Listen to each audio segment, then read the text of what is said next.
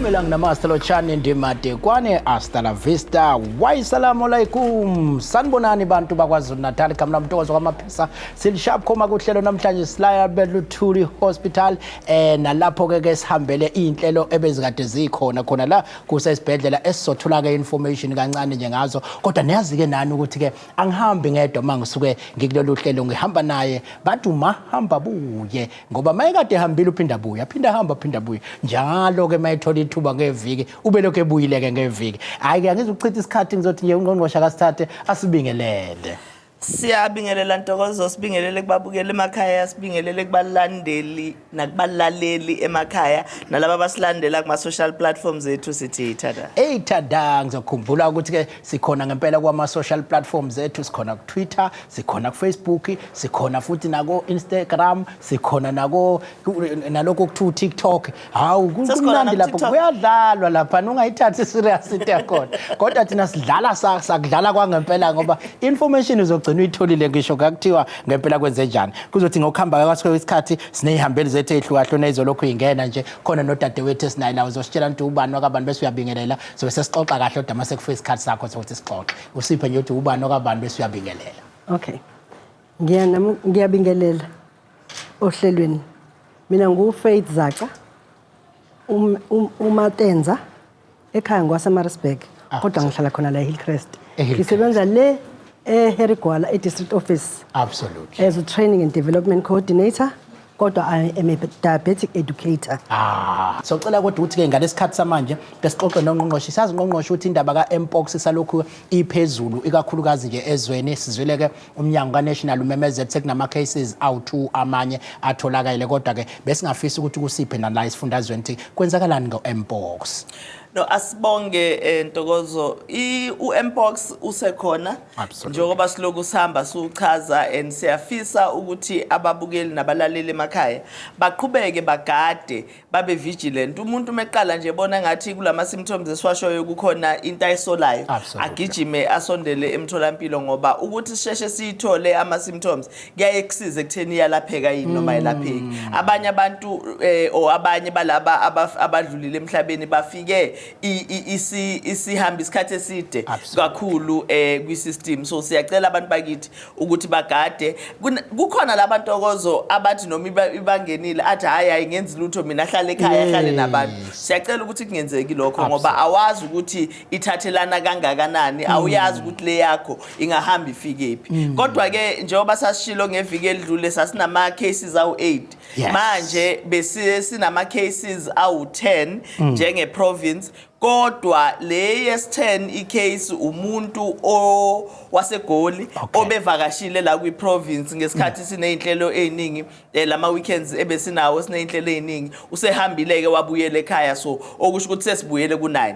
Now abaningi ke balawo ma cases ethu awu9 sebeluleme baze balapheka babuyele emakhaya so esibhedlela nje mhlambe sinabo ababili noma abathathu abasasele khona. Absolutely. Uzokhumbula ke ukuthi ke indawo kuyizona besathole kuzo iseThekwini kuzoba uThukela kuba uMgungundlovu kanye noMzinyathi ama districts ama cases ethu abesavele lapho kodwa ke iTheku ilona esibona ngathi ke ilona belisahambela phambili ngabo ke abantu abasululekile. Sebakhumbuza abalaleli emakhaya ukuthi ke injalo nje into ubona ngakho ukuthi uzweke la emqaleni kungathi kuyashisa uzwe uba nezinhlungu lapha emgogodleni kube nokukhwehlela impawu zomkhuhlane kwesinye isikhathi uyitholeke engazi ukuthi ke sekuyaluma wayethi lo yamfo lapha ku TV yasekhaya uBlack and White kuyayuma bese kuyayuma makuluma ke sekuyaqala ke ngabe khona umngozi kube nanamashashazanyana ke lawa agcina ke emayekhula. Into eyinkinga ngawo ke ngqongqoshe abanala ngaphambili ezandleni anti isikhathi esiningi makuyinto esikhumba nje kuba amashashaza abalanga ngemuva esikhambe mase kuyiwo kumpokisi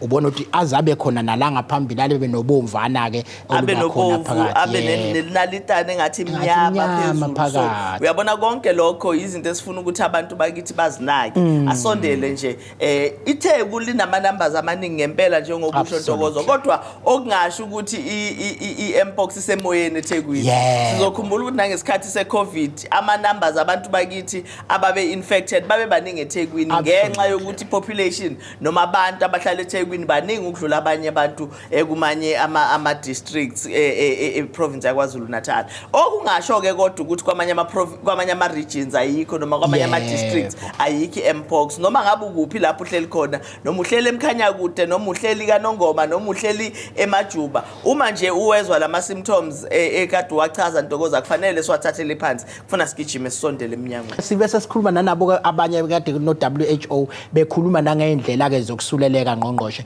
ibalekile ke le abantu bayazi ukuthi na iyasuleleleka ke inayi lentuzana kangangoba nje bathi into efana namathe nokuthimula kwesinye isikhathi ingakwenza ukuthi makukuthintile kugcina idlulela kodwa kakhulukazi lolu ketshezi olusuke liphuma la ezilondeni ilona ke lelo ngathi mawuthi suleleke ngalo bese liyayidlulisela yona iMpox le sibonge kakhulu ke ngqongqoshe siyazi ukuthi ke kulenyanga lesi inyanga futhi esibuka kakhulu into efana nento ye teenage pregnancy ngeke ngakuzwa futhi ukukhuluma nangayo ukade ukukhuluma nestaff njoba ubuyile ke ungqongqoshe omshaceke manje wakhuluma ukuthi into ye teenage pregnancy into enizoyisukumela kakhulu ngabe ithini into ngeke ngibone futhi masambela izingane ngoChristmas ayingane njalo oyingane ezincane esuke izelwe ngoChristmas nango New Year sithothi inqwaba ama teenagers angaphansi kwakweminyaka kwesinye isikhathi siyasibone lapha nezingane ethole izingane lukhona mhlawumbe uhlelo sokubona neqhamuka nalo noma indlela ethile yokuliswana nalento lenhlese yokuthi sibone izingane ezincane ezithola izingane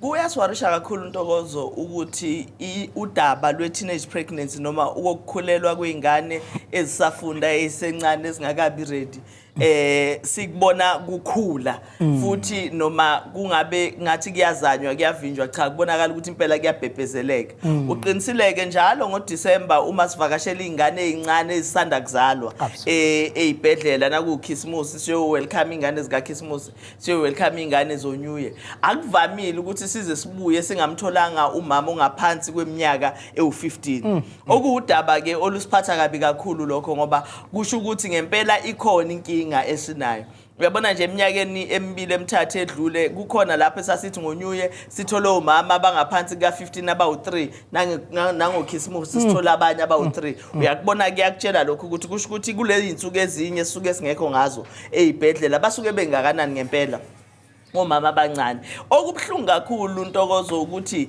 akubi na ilabe sithi omama abancane mhlambe ongathola ukuthi wathi eyocansini noma wayengachazekelekanga kahle ukuthi kuzokwenzekani kodwa mhlambe ke yena nomngani wakhe lo ababethandana naye bavumelana labo othola ukuthi bangaba no15 16 but sithola ngisho izingane ezineminyaka ewu12 seyikhulelwa kulesikhathi samanje izingane ezineminyaka ewu13 zikhulelwa okudaba ke olunzima kakhulu olusiphatha kabi sivumelene nongqongqoshe omusha wakwa education umfowethu ubaba uSiphohlomuka ukuthi sizohlanganisa amathimba ethu sizokwazi ukuthi silixoxe lolu daba siphinde sihlanganise namathimba ethu ahamba aqhamuka ka social development okusho ukuthi bobathathu labo MEC uhealth usocial development no education sohlala phansi sixoxe sibe nendlela yokuthi siphuma kanjani kule inkinga esibhekene nazo enye engicabanga ukuthi abazali kuyofuna sigcine ngempela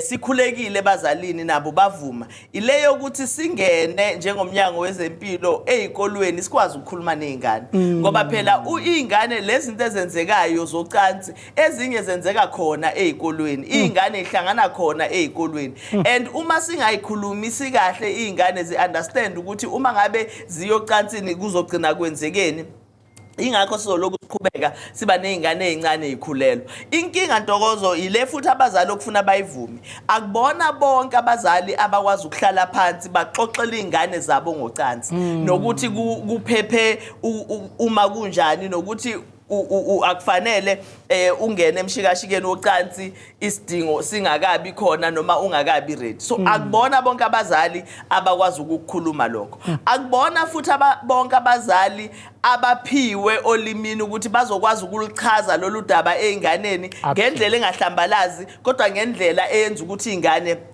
zizwe futhi understand uyazi ukuthi esizweni sethu esimnyama kakhulukazi sasithi nje eqaleni kungashiyo ukuthi cha uma ngabe uyocansini nomfana uzogcina ukhulelwa ukuthi ungasondele eduze kwamfana wasondela nje eduze nomfana uzobuya nengane uyabona ke leyo nto iyayiconfuse ingane ngoba ingane ihlala nabo abafana ekhaya unomfowabo lana inobaba wakhe unomalume kodwa umama uthi ungasondele eduze kwamfana uzobuya nengane kanti umama akanayo indlela kahle noma umzali akanayo indlela kahle yokuchaza einganeni so sikubonile lokho ukuthi kwisizwe sakithi kakhulukazi iyasihlupha leyo nto ukuthi uma sizama ukuhloniphisa sikhuluma nezingane igcina imessage esifuna ukuyithumela einganeni ilahlekile ingane zingezwa kahle ukuthi sifuna ukuthini yingakho ke sicela thina sikhuleka ukuthi asivunyelwe ukuthi sibambisane nomnyango wezemfundo sifike lapha ezikolweni sizitshele izingane singabe futhi sesithi sesiya kulabo abaseba high school kuphela ngoba sibabonile nabanye abase primary school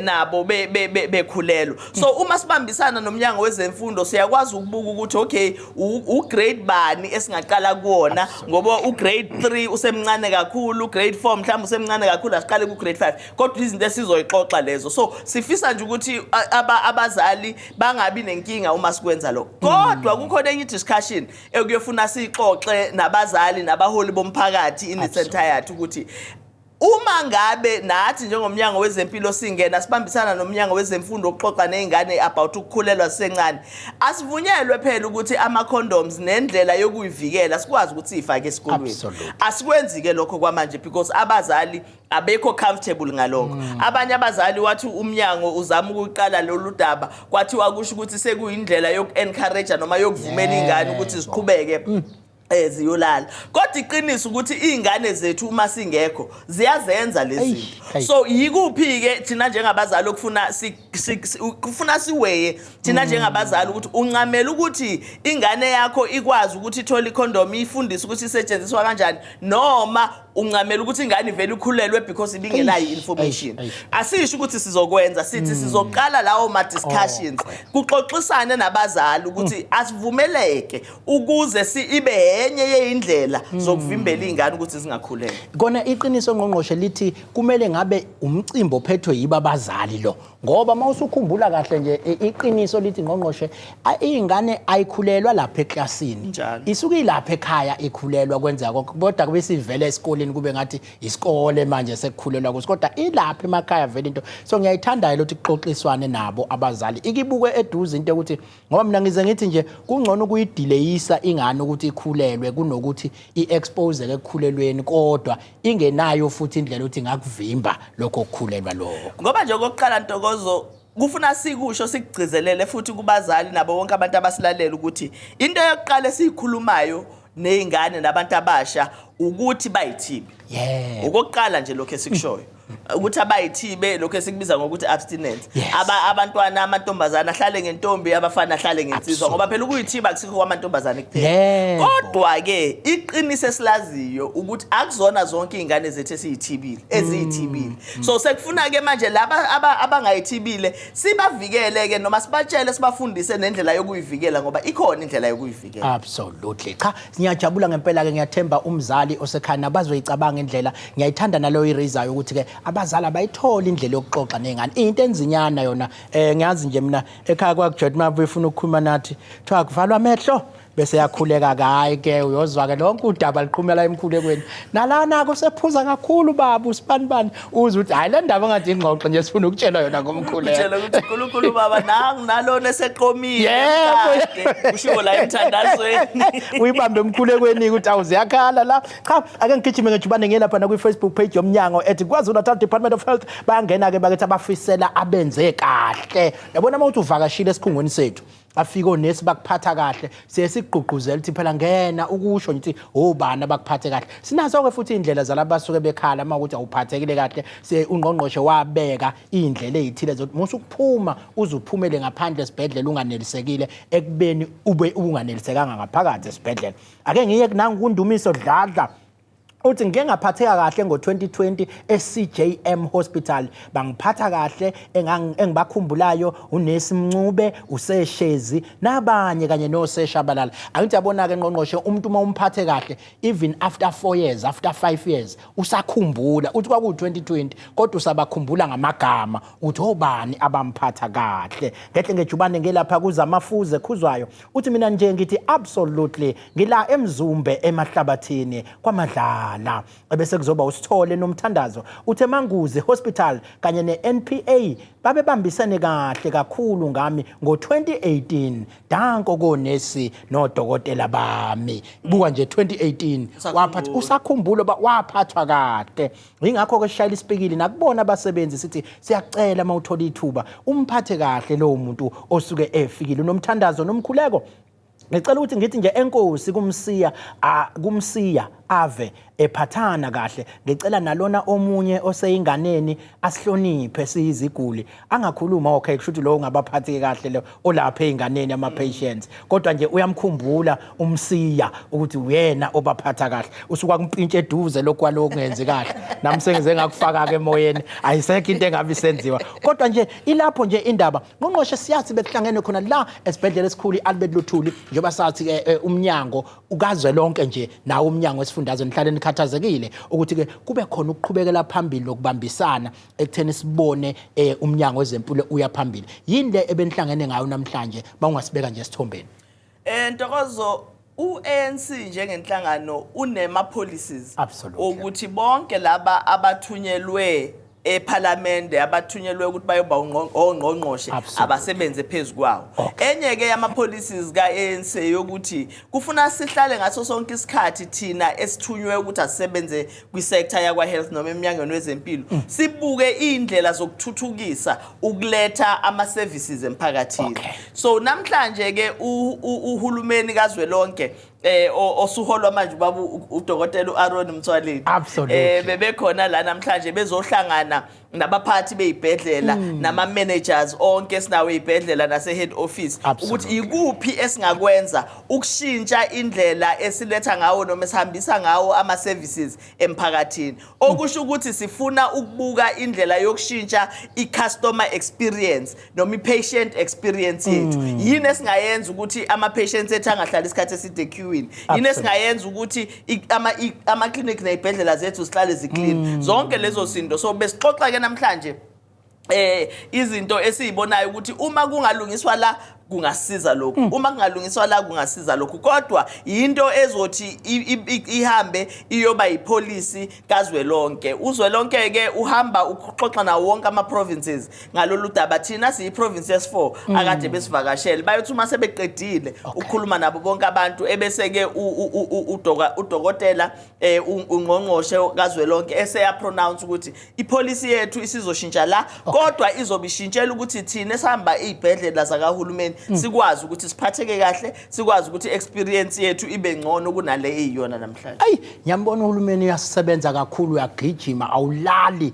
njengoba nalapha ke kuthiwa zimbili insuku ebehleli bhungwa kuxoxa ukuthi ke kungaphunywa kubhekephi kahle njengoba sikulesi sikhathi esikuso ngiyazi ke futhi ukuthi ngqongqoshe inyanga yamadoda le inyanga yamadoda ke ziningi izinto ezihlale ezishiwo kuthiwa amadoda ava amagwala into nje enenaliti phakathi bazi ukuthi uma uye lapha esibhedlela uzofika ujove manje enenaliti bagxuma behlale lapha yena abesabeyafa but ke ungathini umlayezo kaNgqongqoshe sinaye nodokotela okhona la esimaziyo onakho ukukhulumisa izinto zamadoda uDr Shabalala uzongena naye ekhulumisa kodwa nje kuyinyanga yamadoda ungathini umlayezo mhlawumbe ovela ngakungqongqoshe inyanga yamadoda Ntokozo iyinyanga le esiyayisebenzise ukugqugquzela abantu besilisa ukuthi basondele eminyangweni wezempilo absolutely ziningi izifo ezithinta abantu besilisa abagcina abanye babo bedlule emhlabeni isidingo singekho purely because abantu besilisa abakukhonzile ukusondela eminyango wezempilo njengoba usho udokotela uzosichaza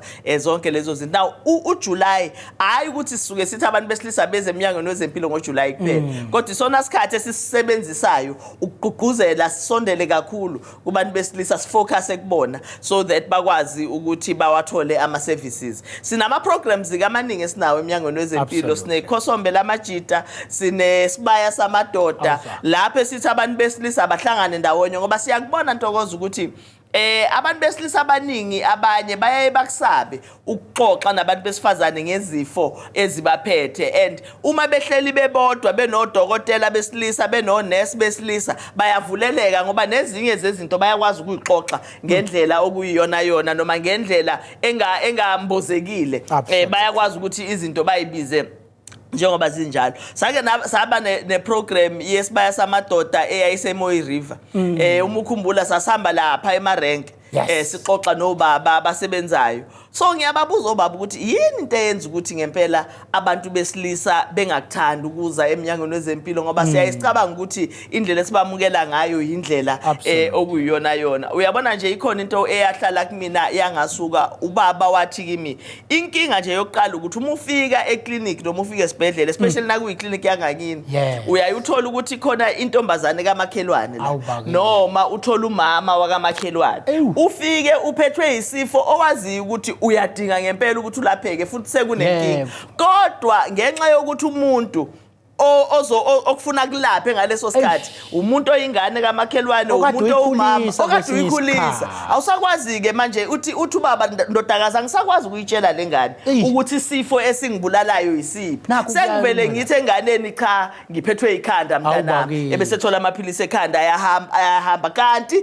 isifo sikhulu so iyahlala kithina leyo nto yasho ukuthi kufuna siqaleke sihlale sibe nezinhlelo esenza sure ukuthi sinawo nama male nurses and besingenawo amaningi kwisystem so saqala ke sazama ukuba recruiter ukuze sikwazi ukuthi at least iclinic neclinic uma ingenayo isection esibiza ngokuthi male clinic kodwa ibe nabo 1 or 2 ama male nurses so that uma ngabe ubaba efika la ebona ukuthi angikwazi ukuchaza kule ngane encane ngiyikhulisile ukuthi ngiphethwe yini kodwa ambone umuntu wesilisa ozombiza ukuthi hayi nanga ngisacela ukuxoxa nalo yamfowethu ebese yayikhuluma ke so uhlelo ke lolu olungakafiki lapha esifisa ukuthi lifike khona kodwa sesiqalile ngenxa yokuthi itraining phela yonesi phela onesi ifundiswa Ntokozo awuveli nje namhlanje ubafake ebese uthi after 2 months after unyaka usuyabasebenza cha kufuna abafundi isikhashana so bakhona ke saqala ukuba recruiter ngicabanga ukuthi kwaku 2022 so siyaqhubeka ke naleyo process yokurecruiter kodwa laba bakhona kwisystem khona manje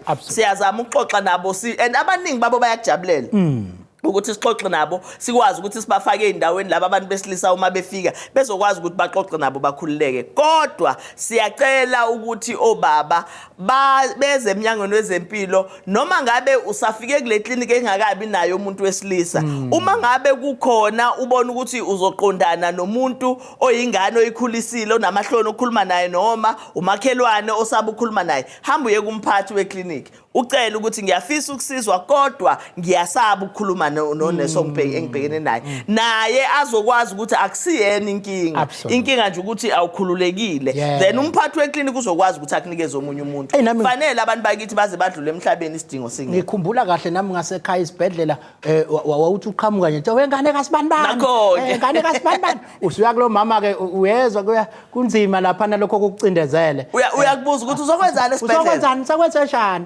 uyabuza hayi usasho ukuthi kuyaluma ususho lokho kulapha kubona ekhanda amehlo kanti kuluma le kude yabona awusazi ukuthi uzobe kanjani izosiza kakhulu ke le kuba nekhosombe ukuthi bekwazi ukuthi ke beweyibika abantu besilisa ngale kokuchitha isikhathi ke ngizofisa sisuke ngejubanise lapha yami kudadewethu njengoba bese yishithi uFaith wakaZaca ulake ke namhlanje ba sithole imibuzo eminingi ebikhomba ukuthi ke lapha kwi-Facebook page sesithi abantu abasitshela ukuthi bafisa sixoxe ngani kwisho nje ubungqongqoshe ayibacelile baningi ke abangenile becela ukuthi sicela ke nikhulume ngoshukela ushukela siubone ngathi uyasihlasela kodwa ngaphambi singene kwena mamzaca ngicela sithathe nangu uSibo Dlamini eNtuzuma sabona weSibo yebo njani hey siyaphila bayaphila abantu eNtuzuma bayaphila ngosiyami eDurban yazi kumnandi ubo waseThekwini ngosiyami ulwandle siyosigqumeni awuzake cha kuthini okwakuphawula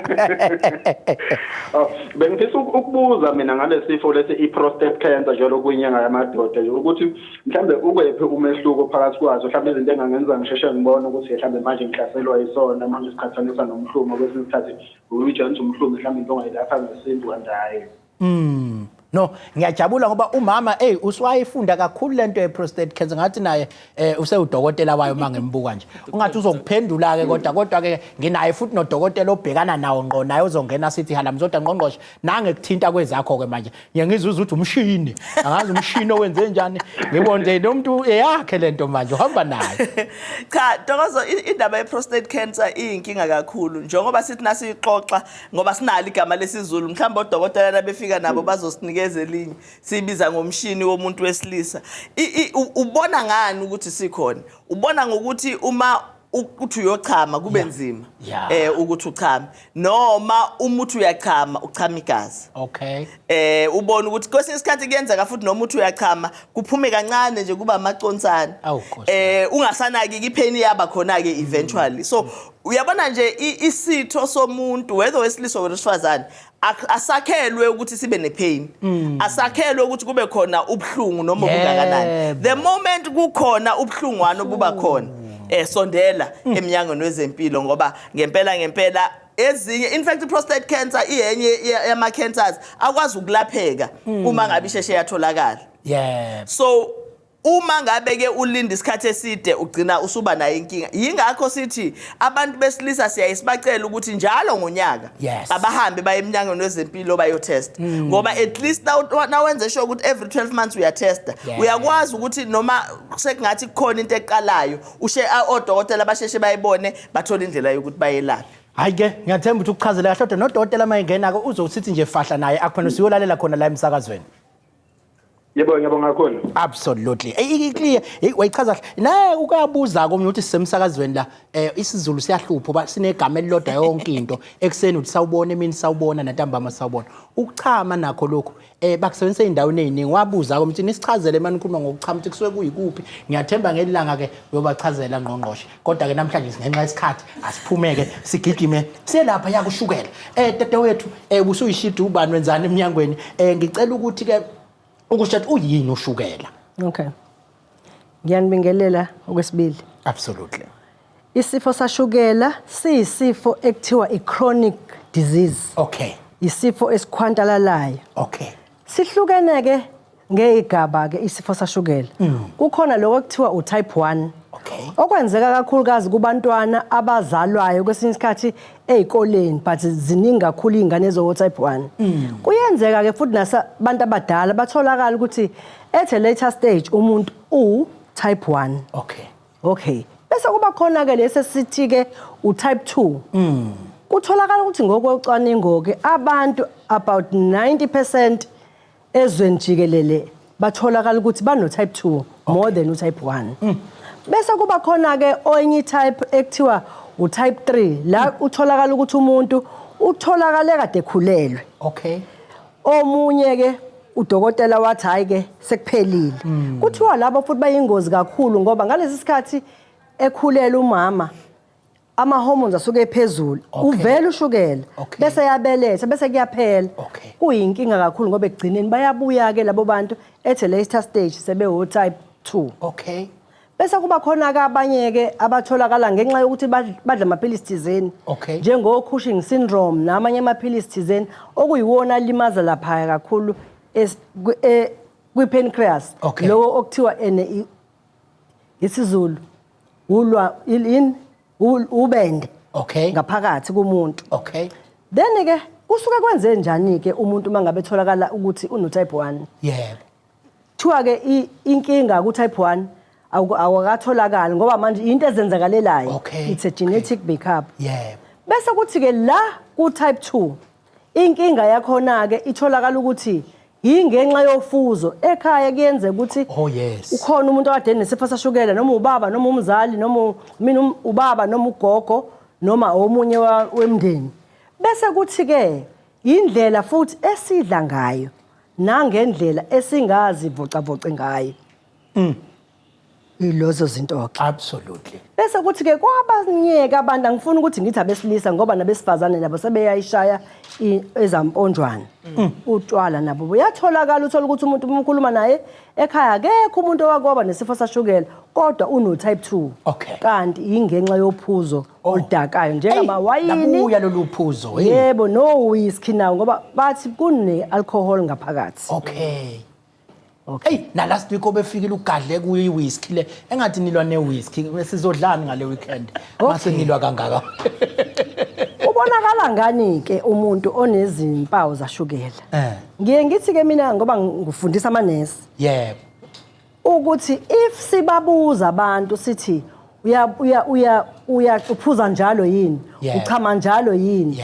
Omunye umuntu usuke naso isifo sashukela kodwa engakaza nake ukuthi usenaso ngokuthi uma umbuza ama questions lawo uwasebenzisa lawo ma questions awasizi kakhulu kodwa uma ubanikeza abantu in a community nje ukuthi umuntu wesilisa 1 i-waist circumference yakhe nesifazane ayifani umuntu sikhuluma ngemkhaba manje ngomkhaba manje absolutely kumnandi ngoba i-tape measure akekho umuntu ongekaza akwazi ukuyithola hey ungagadlike kakhulu yabona nje ishibhili ngiye ngithi ke kuhle umuntu ahlale ne-tape measure ekhaya ukuze akwazi ukuyibona kuthiwa owesifazane akumele i-waist circumference yakhe ibe u-88 centimeters 88 owesifazane bese kuthi owesilisa yena akumele ube ngaphezulu kwa 94 so ithi ngamanye amazwi umuntu wesilisa nomuntu wesifazane labo bantu abafani absolutely bese kuthi ke ne-age ke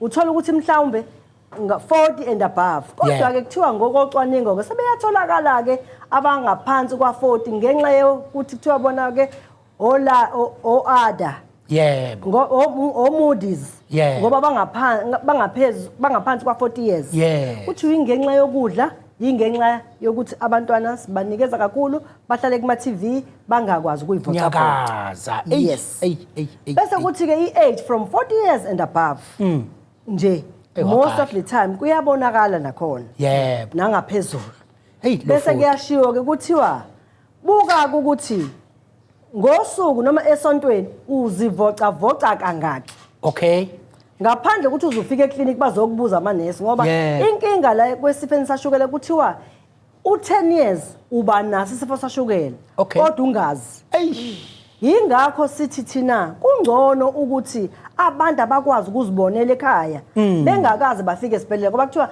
ngalesi sikhathi umuntu esezizwa ukuthi usenokoma njalo i-damage ngaphakathi kuyena isihamba ama-kilometer kakhulu yingakho kungcono ukuthi sibafundise ukuthi party tape measure 88 centimeters uyayidla yini ikakhulukazi kulabo abadla imishanguzo ye-BP nabo futhi bayi-risk bayatholakala nabo ukhona yini ekhaya wakwaba nesifo sashukela udla kanjani ama-fruits uyawadla yini kathathu ngosuku yini lingabikho ifu asiqhubeke kuqhubeke-ke bese kuthiwa-ke indlela-ke yokudla uma ngabe ukudla kwakho kumi kanjani uma ngabe ukuthi uyadla ama-vegetables awangeni izandla ezimbili ilula ngento ngoba hayi uphuthu thina uphuthu loluthatha izandla zonke ama-vegetables mangidle eplatini lami izandla zibe mbili shuthi half of the plate must be full of vegetables ukuthi inhloboni asikhethi ngoba manje abantu bayakwazi ukutshala emakhaya sisho njalo abantu kumele ukuthi batshale noma amabhakejana nje spinach ikabishi yonke inhlobo nje ongakwazi ukuthi wena ukuyenza kodwa nje izandla ezimbili eplatini ziyadingeka bese kuthi ke lona uphuthu nali rice liyafuneka kodwa nje kube nje inqinjana nje encane webantu ngoba manje kutholakala ukuthi i-starch isona kakhulukazi esiyinkinga kwisifo sashukela hayibo more especially phela thina emakhaya kuvele kube yilona kuphuthu oluqongile lathi bese kuba amanzane esobho ngapheceleni hayi ke iveji alibona nangokhalo la bese kuthi inyama njengoba ubona nje isandla lokho kungaphakathi inyama kumele ibe yona nyama manje shisa inyama njengoba sifike sifake etinibe kutakelane kuthi inkinga manje ngalesikhathi sifake isitakelane inyama safaka nephuthu sangalifaka kodwa izandla ezimbili. Yebo. Kuthiwa kubonakala kakhulu ke lapho ukuthi yizona izitashi kakhulukazi lesizithenge yizona eziyinkinga kakhulu.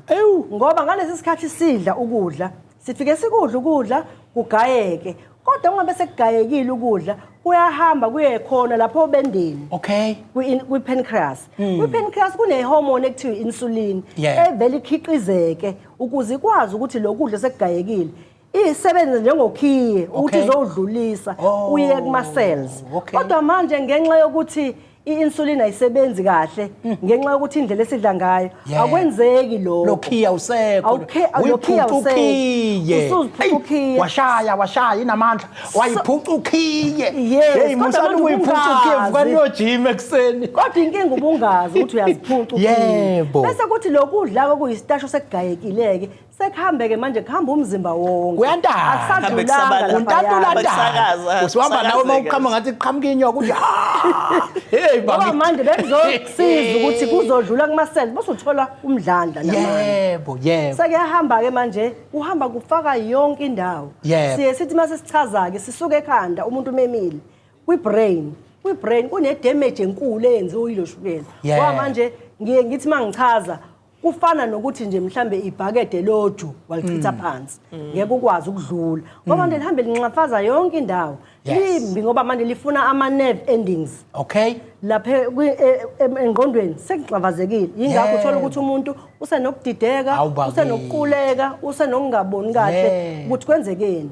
Sibuye size emehlweni abantu kakhulukazi abantu besifo sashukela ngiyabona noma uzacuthi unakho ukuba umuntu oyinganekwane ungaxoxa kusekuseni ngicela ungigoqele manje ngoba isikhathi siyangishaya lapha kunabantu ababili kusafuneka uyabona lokho siqalela kanginiki nethuba lokubuza umuntu oyinganekwane uyazi ukuthi ufunani manje kungamele ngimnike imibuzo ulokho edonsile kodwa bengifisa ikhulume yamehlo ngoba iyaba affecta kakhulu abantu awigoqele minute endlo kakhulu yamehlo ngoba manje abantu batholakala lapha ko clicks becela ibuko beyithenga kanti labantu baveli benesifo sashukela ukuthi bebengazi ngoba balako 10 years 7 years yebo bese kuyahamba bese kuza ke kowesilisa nowesilisa naye affecteka nowesifazane bobabili kodwa abantu abadumile kuthiwa abesilisa abanenkinga mabe noshukela kanti bobabili nabesifazane nabo baya affecteka ngoba owesilisa uthola ukuthi umphambili wakhe awusasebenzi kahle ngenxa yokuthi affecteke ama nerves njengoba ushukela ocifizeke phansi bahambe belimaza yonke indawo kanti nowesifazane ukuthi owesifazane kwakhe akubonakali ngoba nawo unako ukuthi kuyaluma nakhona kanti ushukela mhlambe nayo i-loss of libido. Bakithi bayathanda ke mawusukhuluma naku sengena nama calls suthinta indaba enkulu saluvalelisa kungena dokotela ba isikhathi sami sesingishayile ngithathe naye kodwa icall yase Adams sanibonani Adams Sanibonani siyaphila mfowethu bayaphila nabantu eAdams Ufundele ngempela absolutely kuthiwane Adams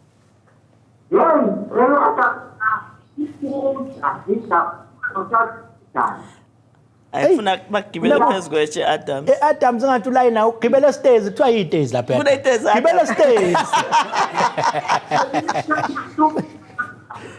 ulayina usivumele socana isithathele bakithi ukuthi befuna ukuthini ngoba isikhathi nami sesiyangishaya asikho ngakuthini ngike ngoba kakhulu dadewethu sengizomuva ngiye lapha ya kudokotela siyabonga ngesikhathi senu ngiyabonga danko ngiyaqala ukuthola umuntu ovele ayixoxe njengengane usabathi ufuna ukugada ngombuzo uphendula wesibili kodwa uvela ngene wesithathu phendula wesine uphelelwe ishow wena seyithathe yonke ishow cha kodwa ke ngiyabona ngqongqoshe nawe indaba obuyilandela kakhulu le No, iyanginteresta kakhulu Ntokozo ngoba isifo sikashukela si affecta imphakathi yonke and kubalekile nje ukuthi sithi kubantu bakithi as a result of indlela abantu bakithi aba-affecteka ngayo sesase sathatha i-decision yokuthi sibe nalo nahlelo lokuthi isibhedlela kubantu lapho siletha ama-services khona emphakathini siletha konke-ke abantu bayakwazi ukuyithesta bayithestele ushukela bayithestele i-BP bayithestele zonke lezo zifo kodwa na ufika nje eklinikhi it's the first thing owenziwa yona uyathesta bese-ke uphoqeleleka ukuthi shintsha indlela odla ngayo shintsha indlela ophila ngayo ukuze ukwazi ukuthi uphile awudingi nokuthi ube nemali eningi udinga nje ukuthi ube nenhlabathi encane uyakwazi ukutshala ikhebishi utshala ispinashi ukuze impilo yakho ishintshe. Ngithandile ngoba nezinhlelo zakho ngizwe kuthiwa sesizohamba nanemthombo lapha sibanike futhi lemthombo Healthy lifestyle Ntokozo, i-healthy lifestyle iyaphoqa ukuthi abantu sibuke indlela abadla ngayo. Iyaphoqa ukuthi abantu sibuke indlela bona abayivocavoca ngayo. So bese sikhuluma konke ke ngoba asikwazi ukuthi sifike ebantwini sithi sizokujova sikujovele ushukela. Sibonile ukuthi basikhuluma ngoshukela nomjovo kuphela. Singakukhulumi nokuthi udlani, singakukhulumi ngokuthi umzimba unyakazisa kanjani, kugcina kungenakho impact. Sokuhlanganisa konke. Zombuyisa kodwa uzaca abangibonite bayamthanda uzaca. Nanga umama silapha mjwaha kwa BB eMlazi. Bayaphila abantu eMlazi? Abaphila abantu eMlazi. Absolutely. Nabo dokotela nguphathele nongqongqoshe buzo kubuzayo. Ngiyajabula ukuthi ngikhuluma noMgqongqoshe namhlanje ngilalele kwi-Khoda somsakazi kaBaba FM. Absolutely. Yebo, ngicela ukubuza ukuthi ngabe mhlawumbe iy'ngane ey'ncane zona ziyaba noshukela siba nawo uyibona kanjani? Ingane encane yaba noshukela uyibona ngani mayiba inoshukela? Akasondela udadewethu uzaca ezoyichaza kodwa ngifuna achaza ama symptoms. Kodwa njengoba kade echazile ukuthi ushukela uhlukaniseke kabili. Kuba khona lo obizwa ngokuthi utype A, kuphinde kube khona lo obizwa ngokuthi utype B. Utype A lo shukela uyayutholakala einganeni ezincane ushukela utype A lo utholakala einganeni ezincane. Ezinye zeingane zizalwa even nawo ushukela. Kodwa ushilo futhi ukuthi ukhona no type B otholakala einganeni ezincane. Wayesethi uyakhumbula ukuthi izingane zethu zanamhlanje asafani mina nawe thina sasishawela ukuthi asambe siyodlala ngaphandle. Kodwa izingane zethu seyihlala manje phambi kwe-TV zidlala ama video games zinganyakazi. Okusho ukuthi umzimba wazo ugcine usumkhulu ebese kuba wona ke nawo ugcina ulidela kulokho. Yingakho uma ubheka manje kuyayithi izingane zethu kulesikhathi samanje zino obesity compared to thina ngesikhathi esikhulu. So yes izingane ezincane kuyenzeka ukuthi zibe nawo ushukela. Wayishaya uyashaya ihlombe lapha ngempela umfuru uzaca lapho uthi umphendulele kahle. Ngenzela ukungena ngejubaneke manje la kudokotela. Dokotela uyizwile indaba lapha nobebuza ngeprostate wayesebuza nangomhlume. Uthathile kungqongqoshe yeprostate. Wayesethi asimhlukanisele nalapha kumhlume. Mawungaqala lapho nyoba inkinga zamadoda. Udokotela ke ngenxa yesikhathi ngizomusha ukuthi udokotela uShabalala ukweminye imisakazo kwesingeke sinika uduma ngoba singena kuyo yonke thina imisakazo uyakhuluma ngeenkinga zamadoda. Abantu besilisa nje bamthanda kabi nabesifazane ngoba uyabatshela makungahambi kahle la ucansini wenze njani. Kodwa akekho ke ngocansi namhlanje sizobuka le yamadoda. Umfowethu uphakamise into ebithinta nomhlume. Ngenze leyo mhlume kusalusungena na kuyiprostate. Uyithi halamuzi nje iminute elilodwa isikhathi esiyangishaya. No problem bamaphisa. Ngicela ukubingelela ungqongqoshe. Hayi ngihlale mama ngakubingeleli. Umphathi wami wena. Siyabonga. Ngibingelele nakwena bamaphisa. Ngiphinda futhi ngibingeleleke nakubalaleli bethu baba. Indaba yomhlume, umhlume ama piles. Absolutely. So ama piles ama hemorrhoids. Yes, so that's the medical term esinikeza wona umhlume ama piles. Akusizo ke inyama lezi. Akusizo inyama. These are blood vessels aphumayo ahlumayo from anus. You know, so anus yona imbobo leyo kuphuma khona number 2. So inamakushini ke leyo mbobo leyo bese iba nama blood vessels. So into evamise ukuhamba phambili evamise ukudala indaba yomhlume into ekuthiwa i-constipation. So i-constipation ukusongelana uqinelwa. So leyo nto leyo yenza ukuthi mawufika e-toilet ukhanule uphushe. And the more apply pressure on the anus, the more limaza lama blood vessels. But ke ikhona ke direct correlation between lokhu ubhuta kubuzayo in terms of the prostate. Now i-prostate zuthu ke izinto engizoyiveza. Number 1 iminyaka singayikhohle iminyaka. Ibaleka kakhulu. Ungagadlike ku40 nawe. Ibaleka kakhulu impela u40. Awu kodokotela ngathi uyazi kulikho kulula ukuphasa kodokotela. Mawukhuluma nje u40. Uthi wonke umuntu ogula una40. Bonke usha u40 la. Okay, so kumuntu wesilisa seke sibuka impela wena iminyaka 40. So once wathi 40 years and above, then prostate yakho like it or not, whether unazo izifo or unazo, you know iyaqala yakuhlupha, iyaqala yakhukhumala. So uzuthuke ke inkinga evamise you know affect i prostate. Number 1 i-BPH esibiza kuthiwa i-benign prostatic hypertrophy. So masithi benign sithuthi sishuthi into cancerous. So it's non-cancerous. Bese by prostate cancer. Umdlavuza we-prostate. Now i-prostate uyibeka nje simply ibhola leli elitholakalayo, you know, just after ukuphuma kwepipe leli elikhipha umchamo from isinye. So kufike kube khona isinye. Ngaphansi kwesinye bese kuba khona ibhola nje elikhona ekuthiwa i-prostate. Umuntu wesilisa. So umuntu wesilisa kuphela ne-prostate. Umuntu wesifazane akanayo. Nje umuntu wesifazane nesibeletho, umuntu wesilisa enganaso. So now once leyo prostate iyaqala yakhukhumala, iyaqala ikunikeza inkinga because njengoba nje kundlula leli pipe in between in the center of the prostate leli likhipha umchamo ke from isinye. Remember ipipe leli likhipha umchamo likhipha phela umchamo. Likhipha nanembewu. So mayikhukhumala le prostate le. Kuyachama. Tsatsa. So indaba ye prostate uma iyafana ngekhangena abantu abaronke. Well uma yakhukhumala it tends ukuthi obstruct leli pipe ekuthiwa urethra. You know, and then bese ba khona inkinga ke bese ba khona ukublockeka komchamo. Kube khona ukuthi umuntu mama uyakhanula nje obadusho. Sometimes kuba khona i-post urination dribbling. Uyisho kahle impela umama ukuthi kuze kuphume ama drops after uqeda kuchama. And sometimes uzongazathi awuqedile ukuchama. So kuba khona that feeling of ukuthi awuqedile ukuchama. And uma usuya umchamo usuyakujaha leso sikhathi. Bese ba khona inkinga ke enkulukeke ukuthi izinso ziyaqala ziyalimala because uma umchamo ungasaphumi ngendlela ku build up pressure. You know, leyo pressure itranslateeka einsweni bese izinto ziyaqala ziyasindela. Siyakulimala nezinto. Uma une high ulimala even more. Ngoba siyayidinga izinto ukuthi icontrol even iBP. Siyayidinga izinto ukuthi zikline igazi. So lonke lento lena ihlangene. But iprostate ibalekile kakhulu ake kushiye nalokho ngendaba yeprostate. Iyona ekhipha uketshezi lo lokuthiwa iPrecam. Hayi ke siphume lapho ba asikho kuleyo kakhulu namhlanje. uSphem Mkhize lapho ecaluza ngicela ukubuza kuyenzeka uthole iprostate cancer in your early 30s noma isifo esiphatha amadoda asethe ukukhula ngathi uyibekile leminyaka. No kuyenzeka bamaphisa ngoba another thing engimele uyibuke umuntu obhemayo at risk of noma ngawumupho nomdlavuza. So lapho ke angibheke ebulili you know in terms of ukuthi bubona bonke ubulili ngiyafaka under this. Uma ubhema uyi-heavy smoker especially if usebheme for more than 10 years then uba senkingeni. Tobacco is a problem. It's a drive of cancer tobacco and one of izinto ke prostate cancer iyona ke le tobacco. Ngiyazi ukuthi inyanga yamadoda lesikhuluma ngayo ziningi ke izinto ezikhonisa abantu besilisa abafuna ukuze emtholampilo baneyinkinga zotsatsaladu basho kuningi nje xoveni but yipi message mhlambe ke enayo kakhulukazi kulonyaka enikhulumisa amadoda. Okay ukuthi bamaphisa umuntu wesilisa uma umhlakaza zimbili izinto ngicabanga ukuthi ehamba phambili. Umuntu wesilisa usurvivor and uthrive ngeego aphinde futhi athrive ngeself esteem. So zonke lezi zinto ezenzakala enkonzweni yasekamereni because even ushukela uma ukhuluma ushukela even ushukela uyaba nomthelela enkonzweni yasekamereni i-high yaba nomthelela amafutha i-diet kuningi okwenzakalayo. So i-ego yomuntu wesilisa iyi-problem because once washayeka i-ego washayeka i-self esteem kuba nzima even ukuthi usukume.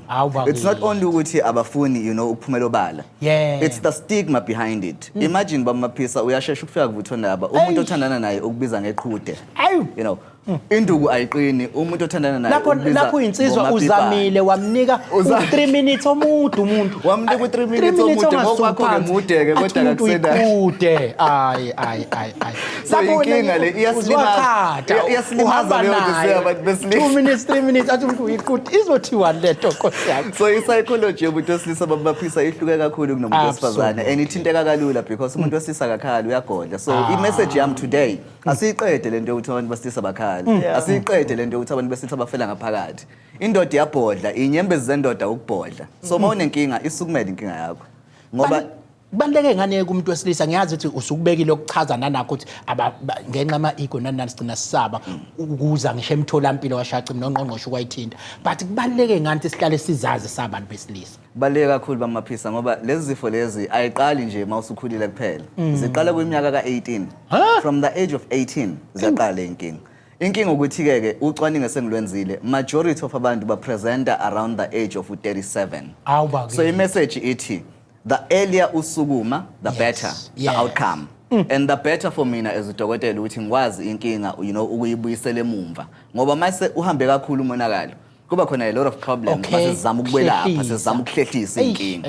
So that would be a message engathi ngingayibeka bamaphisa ukusukuma early. Kunjalo Ntokozo ingakho sinomsebenzi thina njengomnyango wezempilo ukuthi abantu mabenqena ukusondela eduze kwethu akube yithini esondela kubona kube yithini esibanike information futhi lolu hlelo lenzelelo nalo ukuthi ubaba umfowethu ubhuti ohleli lapha ekhaya nomkhulu akadingi ukuthi azaxoxe nomama njengoba emlalele nje uDr Shabalala avuke ekseni kusasa asondele eminyango wezempilo uma engamtholi unesi womuntu wesilisa acele umphathi amhlebele nje umphathi cha angikho comfortable ukuxoxa nalo nesi ngisacela ungitholele omunye umuntu ayikho isolution esingenayo yezempilo kodwa kubalekile ukuthi ufike kuthina kusenesikhathi dokotela awugoqeke ukugcina nje minute elilodwa Ngiyabonga kakhulu bamaphisa mina ngokwami ngicela ukuyibika nje ngi-sexual health specialist so angidili kuphela nje nezifo zabantu besilisa ngidila even nangabantu besifazane and phezu kwalokho and phezu kwalokho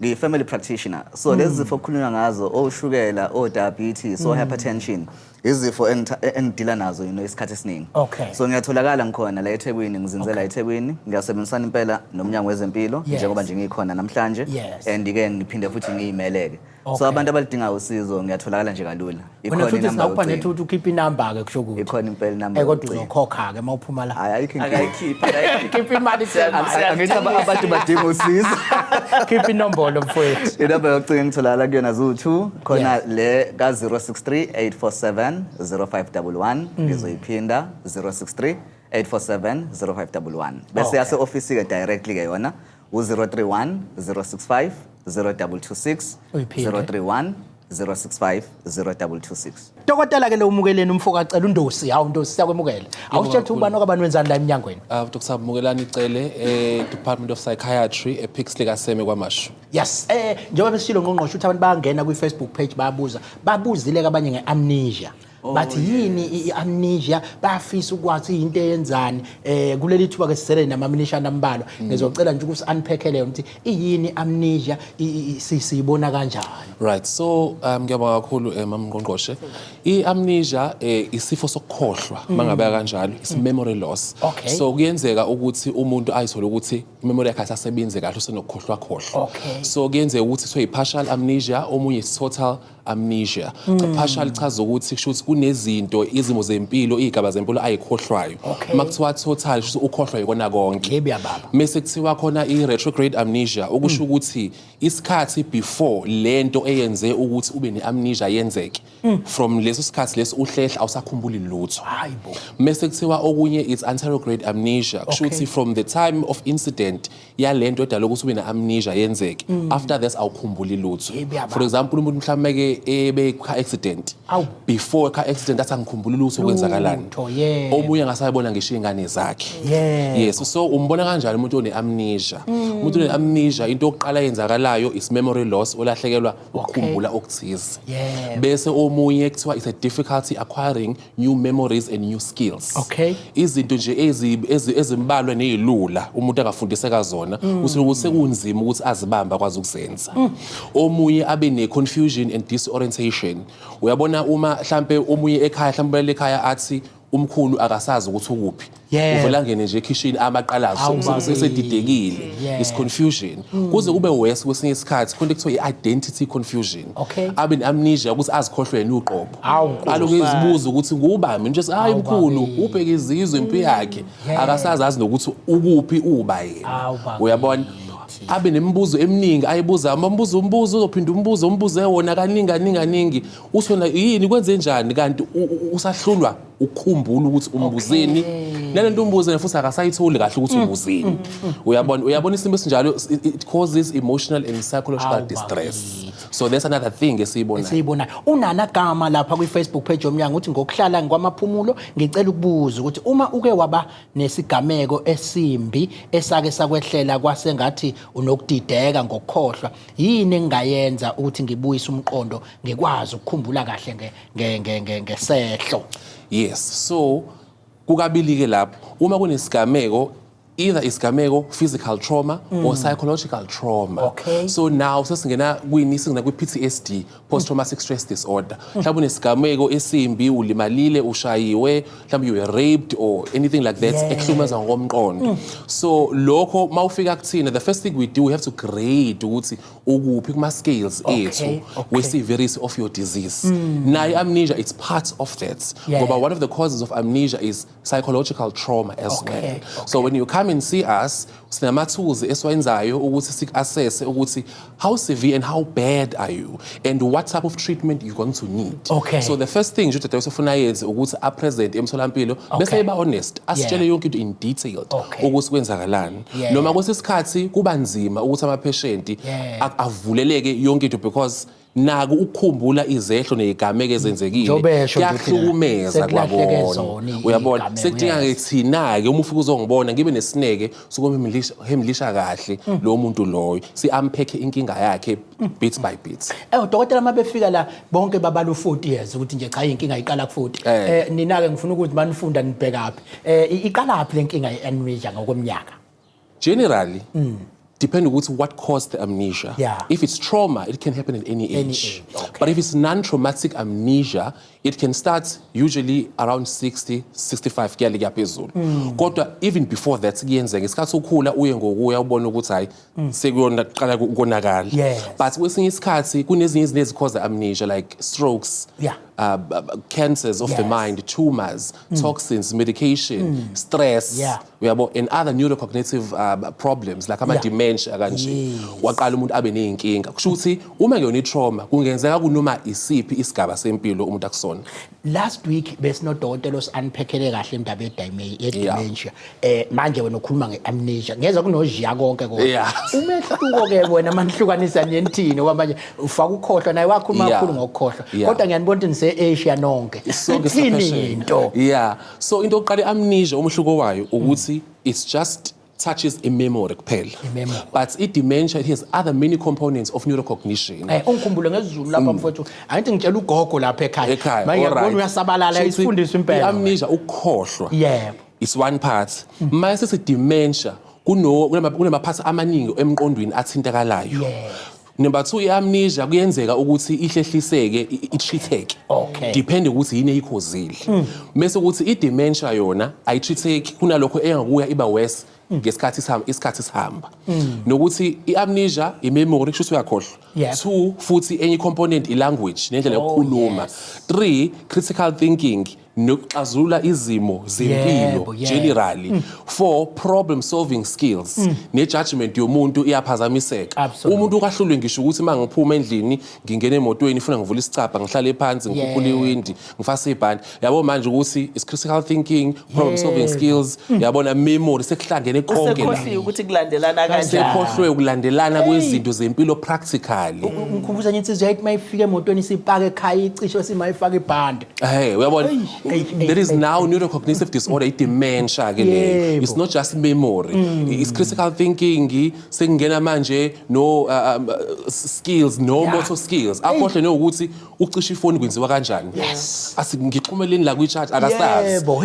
Ngoba i-dementia ithinta even motor skills omzimba in general. Absolutely. Ayifune simbuyise engqongqoshe udokotela. Uyachitheka. Namhlanje besilande nje abantu abachitheka kakhulu. Kodwa ke ingcwepheshe. Ngenxa yesikhathi kodwa ngqongqoshe ngizocela uSaliso Sigoqo. Kodwa mhlambe ke ngoba inyanga le ivile lo mental health nani ikhona ni message emfishane nje ninayo. Isikhathi asisekho ngakuthini. Amadoda ngifuna ukuthi nje kuwona wozani zofuna usizo. Amadoda sinenkinga especially ka psychiatry mental health awafuni ukuzokhuluma. Yabo nje ngiyajabula uma esho uDr. Shabalala esuka la ethi amadoda kuthiwa awakhali. Thina mawufika lapha siyakutshela ukuthi khala. Nibanike ivix. That's my favorite line to say ngaphethe ukuthi khala. Ngoba izinto ze-domestic violence no-suicide in men zisaka ekutheni amadoda awafuna ukukhuluma ngezinto eziwaxakayo. Akwazi usho ukubona depressed, akwazi ukubona suicidal ngoba batshela ukuthi indoda ayikhali, abantu babukela kuwena. No khali. Thina sashayelwa kona ukuthi ukhalelane. Ukhalela ushawe manje ubona qala ukukhala. Sayivake lento thina sisiwoza uzokhala. Uyabona. Angithi ngihlale ngisho la ngqongqoshe ngithi mina ekhaya likhanyiswe ikhandlela kwaze kwawu-2009 10 lapho siphila ngekhandlela bese ngihlangana nomuntu la eThekwini ethi romantic akhanyisa ikhandlela bese ngithi bangilomuntu ezothi uromantic qaqongqoshe ikhandlela ulazilela ukuphela angidingi eceleni kwami ikhandlela. No, asibonge kakhulu Ntokozo. Ngicabanga ukuthi esifuna ukugcizelela nje namhlanje lokuthi njengoba uJuly kuyinyanga yabantu besilisa, ziningi izinto esizibhekana nazo noma esizoqhubeka sibhekane nazo njengomnyaka ngowezempilo and senze sure ukuthi siyaxhumana nabantu besilisa sizoba nazo inhlelo ngicabanga ukuthi sizoqhubeka mhlawumbe uDr Shabalala soqhubeka sibe naye futhi sometime this month ngakapheli inyanga so that sikwazi ukuthi sixoxe lezinye ngiyafika futhi indoda nomagayi ukuthi siphinde simbuyise ngoba Ntokozo lento yokuthi indoda ayikhali iyisifo esisesizweni esimnyama kunja kakhulu isifo nje ngifuna ukusithatha njengesifo ngoba akekho kuthina lana ozothi akakhulanga ngalokho akekho kuthina othina ukhula kungathi ukuthi hey wena umfana ukwazi ukukhalela lento and kusho ukuthi izingane zethu sikhulisa zisencane ukuthi kufuna zazi ukuthi yona nayizubhlungu funa iqinisele ubhlungu obufanayo nobentombazane by the way so kubalekile ke ukuthi sixoxe nje le indaba ngoba zonke lezi zinto indlela yokukhulisa abantwana hayi ukuthi igcina physically iyaba affect nasengqondweni so ngiyafisa nje ukuthi kule nyanga siloku sibaxoxisa bobabili odokotela so that singaxoxi kuphela lokhu and ngoba isikhathi siba sincane simnike nje u15 minutes wakhe umuntu simnike u20 minutes wakhe umuntu so that sithi nasikhuluma nabantu besilisa sazi ukuthi asikhulumi nabantu besilisa abadiniwe men are angry abantu besilisa abadiniwe and asazi ukuthi badinwa yini kufuna sifike lapho ke sizokwazi ukuthi sixoxa kanjani uyabona uma sixoxa no dadewethu mama ukhoza esewungqongqoshe waka DSD sasihlale sithi kuyena ngeke kuyisolve i-gender based violence ngokukhuluma nabantu besifazane kuphela awukwazi ukuhlangana abantu besifazane ubabeke la sixoxe sithi amadoda ayashaya amadoda ayasibulala sihayize ufuna ukuze sithole isolution udinga abantu besilisa udinga abantu besifazane kodwa udinga abantu besilisa abaziyo ukuthi it's okay to be emotional udinga abantu besilisa abaziyo ukuthi uma ngizwe ubhlungu kungcono ukuthi ngikukhulume ngoba uma ngingakukhulumi ngizokukhipha ngenye indlela so ngiyafisa ukuthi baphinde babuye so that kule nyanga nje sikwazi ukuthi sidile nalokho siyabonga kakhulu nakubantu abasilalele emakhaya siyathemba bazoqhubeka basiphe ama-topics abafuna siwakhulume absolutely ngena kwi-Facebook page yomnyango KwaZulu-Natal Department of Health usiphe ama-topics ofisayo ukuthi ngeviki elizayo sikuphathele odokotela baqondene nawo ngqo kulolu hlelo kwesihlushwa isona isikhathi asivalelisi sethe kulungile goodbye